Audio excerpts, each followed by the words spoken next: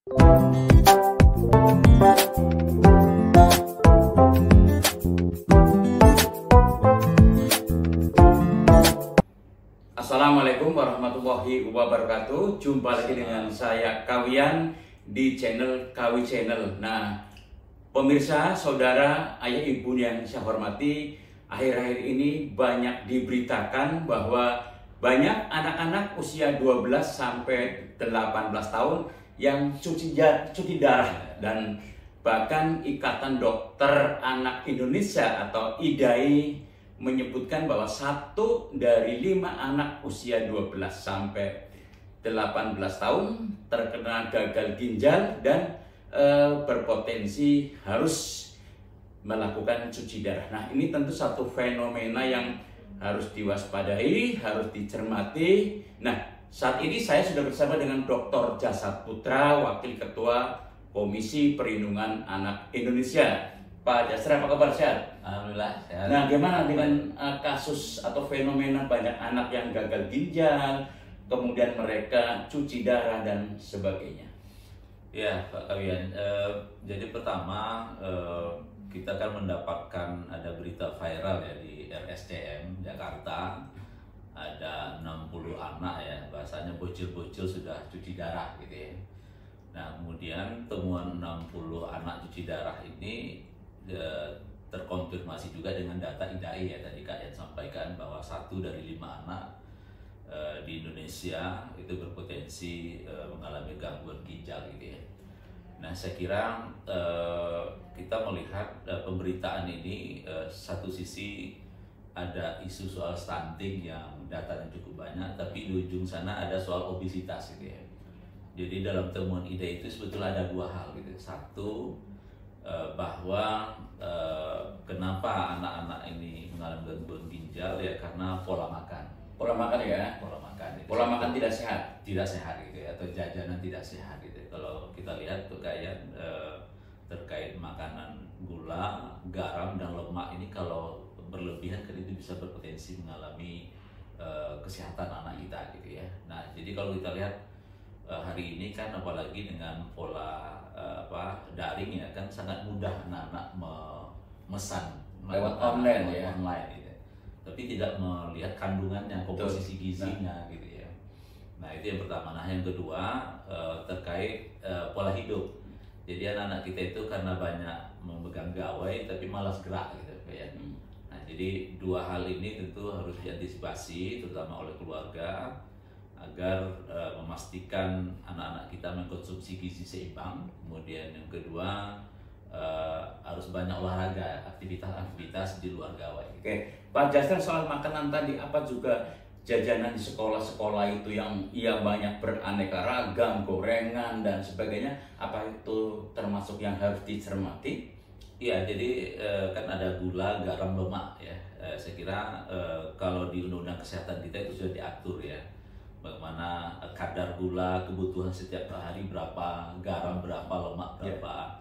Nah, kalau ini melebihi, apalagi dalam jangka waktu yang panjang, ini kan bisa membahayakan. Nah, kemudian kedua, termasuk juga soal higienitasnya ya. Tadi kayak sampaikan soal jajanan di sekolah kita itu kan banyak micin, kemudian minyak gorengan yang mungkin sudah berhari-hari gitu ya, terus juga dipakai gitu ya. Nah, saya kira ini kan akan berdampak terhadap kesehatan anak kita, dan termasuk juga misalnya minuman-minuman yang manis berwarna dan itu melebihi kadar gulanya. Ini juga bisa berpotensi untuk mengarah terkait kesehatan anak kita. Nah, Pak Jasra, kalau makanan-makanan yang pabrikan kemasan barangkali bisa dikontrol oleh pemerintah sesuai dengan kantung. Nah, kalau makanan yang dijual di sekolah-sekolah misalnya di luar-luar itu yang katakanlah bukan industri rumahan tapi perorangan yang membuat, gimana cara mengontrolnya?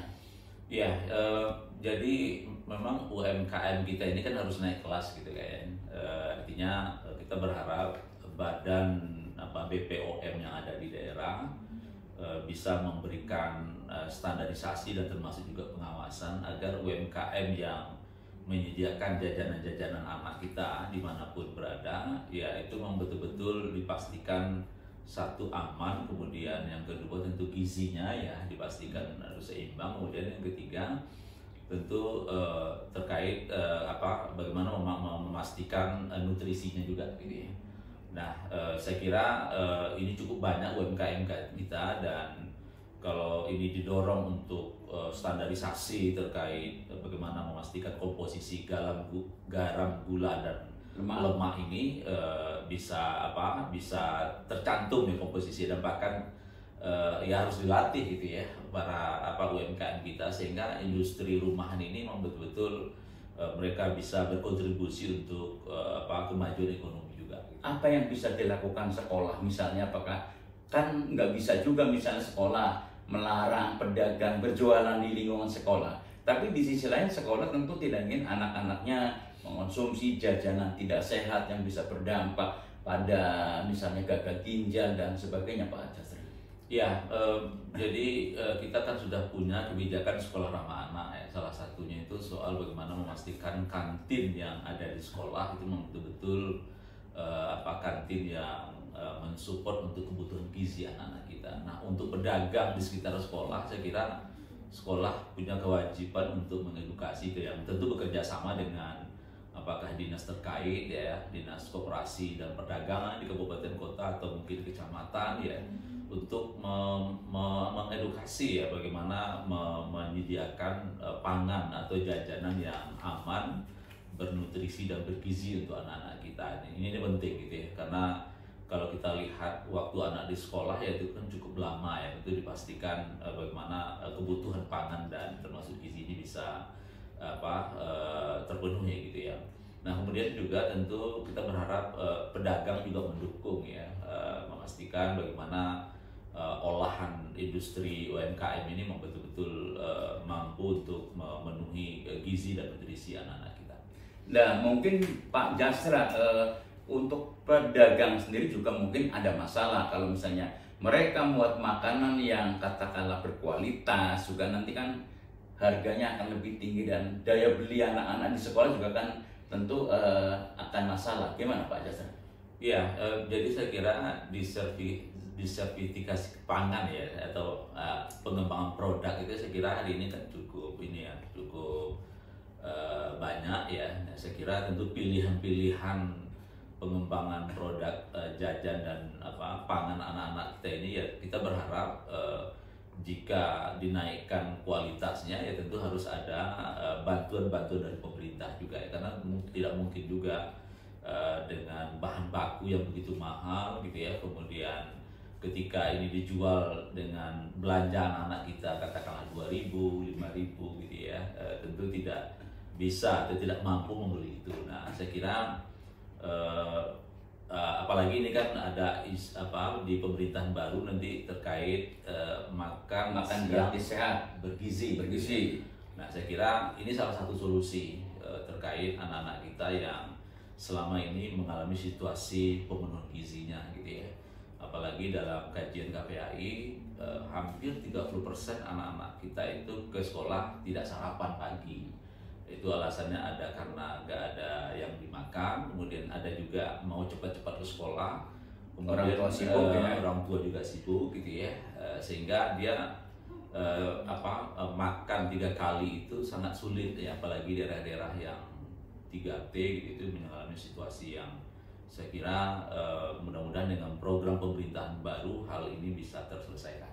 Oke, saya masih bersama dengan Dr. Jasra Putra, Wakil Ketua Komisi Perlindungan Anak Indonesia. Nah, Pak Jasra ini mengampu klaster pemenuhan hak anak dan di subklaster kesehatan. Jadi Pak Jasra ini banyak melakukan pengawasan, kajian mengenai bagaimana perlindungan anak di bidang kesehatan. Nah, Pak Jasra, kaitannya dengan anak, banyak anak yang gagal ginjal, kemudian harus operasi, kan juga banyak di antara mereka tentu yang secara ekonomi juga kurang gitu. Bagaimana pemerintah mengantisipasi hal ini? Ya, jadi memang kita kan ketika ada kasus ini juga berkonsultasi dengan para dokter ya. Satu bagaimana memitigasi agar kasus ini tidak naik ya, walaupun di keterangan itu sebetulnya di RSCM ini memang rumah sakit rujukan nasional dan secara data nasional memang tidak naik gitu ya. Karena kan kita khawatir di tahun 2023 di mana anak-anak yang salah obat gitu ya, obat sirup itu kan cukup banyak yang meninggal. Nah, tapi di kasus ini data dari informasi dari Kementerian Kesehatan dan termasuk juga IDAI ya memang tidak terjadi lonjakan. Nah, kemudian yang kedua yang juga menjadi perhatian kita, cuci darah ini kan cukup mahal. Nah, apalagi tadi Kak yang sampaikan keluarga yang kurang mampu, ini bagaimana mengantisipasi. Nah, kita juga berkoordinasi dengan BPJS agar memastikan anak-anak yang mengalami penyakit-penyakit yang katakanlah gagal ginjal dan seterusnya itu memang betul-betul ditanggung dengan mekanisme BPJS ini. Jika ada yang belum atau karena anak ini tidak masuk ke cover ke BPJS, maka tentu bisa melapor ke kita atau ke BPJS-nya untuk segera mendapatkan ya, karena pemerintah kan sudah membuat kebijakan terkait bagaimana melakukan transformasi kesehatan gitu, dan termasuk juga setiap warga negara dan termasuk juga anak dipastikan tercover dengan kebijakan BPJS. Terakhir Pak Jasra, mungkin imbauan ya untuk sekolah, juga Kementerian Pendidikan dan Kebudayaan dan juga mungkin pemerintah secara umum kaitannya dengan banyaknya anak-anak yang mengonsumsi makanan kurang sehat, mengandung lemak berlebihan, gula berlebihan, garam berlebihan. Bagaimana imbauan Bapak sebagai pimpinan KPAI? Ya, satu, kita berharap BPOM dan jajarannya untuk melakukan pengawasan ya, karena kita sudah punya Undang-Undang 17 tahun 2023 tentang kesehatan. Itu sangat jelas bagaimana memastikan terkait produksi pangan itu harus aman dan nyaman. Kemudian labelnya harus jelas dan bisa dibaca gitu ya, dan itu sudah ada Permenkesnya terkait komposisi berapa lemak, berapa garam, berapa gula gitu ya. Kemudian termasuk juga karena Indonesia ini mayoritas negara muslim terkait sertifikasi halal gitu yang di dalam undang-undang kesehatan itu. Nah, kemudian kedua, tentu bagi orang tua ini penting ya untuk mengedukasi anak dan menyiapkan pangan-pangan yang bergizi ya, bergizi seimbang, dan termasuk juga tadi yang melalui pemesanan online ya dipastikan komposisi itu dan kebutuhan anak-anak kita gitu ya. Ini penting, oleh sebab itu orang tua juga diedukasi gitu ya terkait bagaimana membuat pilihan-pilihan makanan yang baik itu disiapkan di rumah atau mungkin ketika belanja di warung dan seterusnya dipastikan makanan yang sehat dan higienis. Nah, kemudian terkait sekolah saya kira tetap mengedukasi para pedagang-pedagang yang ada di sekitar sekolah, kemudian tentu kerjasama dengan pemerintah daerah sehingga para UMKM kita ini tentu bisa naik kelas gitu ya, dan dia berkontribusi untuk pemenuhan gizi anak-anak kita. Saya kira itu. Terima kasih. Baik, terima kasih Pak Jasra. Demikian obrolan saya dengan Dr. Jasra Putra, Wakil Ketua Komisi Perlindungan Anak Indonesia atau KPAI. Mudah-mudahan obrolan ini bermanfaat untuk kita semua, untuk orang tua dan juga untuk anak-anak ya. Kita selamatkan anak-anak Indonesia. Terima kasih. Assalamualaikum warahmatullahi wabarakatuh. Waalaikumsalam warahmatullahi wabarakatuh.